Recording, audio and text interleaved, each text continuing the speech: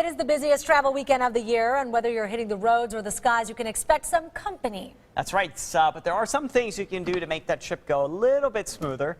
ABC 15's Mary Ellen Resendez is keeping an eye on the lines in Phoenix Sky Harbor. So, Mary Ellen, how's it looking there behind you?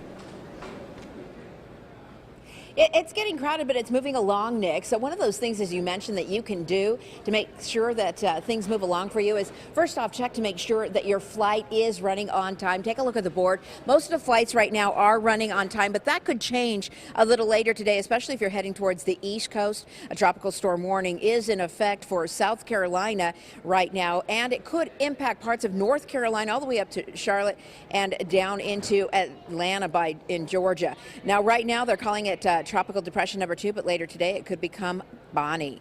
It is going to be a big weekend for travelers out there. You can see the lines really starting to grow. As we said, they are starting to move along, but the TSA is recommending that you arrive 2 hours ahead of time just so you can get through these lines. They're expecting 2.5 million travelers across the U.S. to actually hit the airports this weekend, so it is a fairly big travel weekend.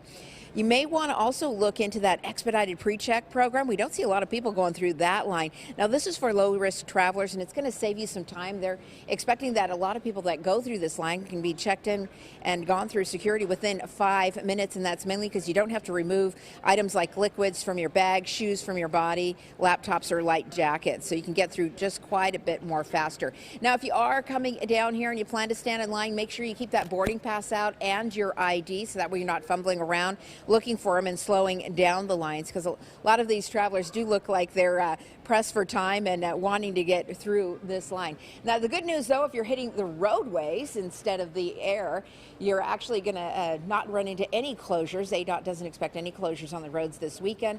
There are some lane restrictions, though, and that's going to be mainly through Kingman and Benson. Back to you, Nick.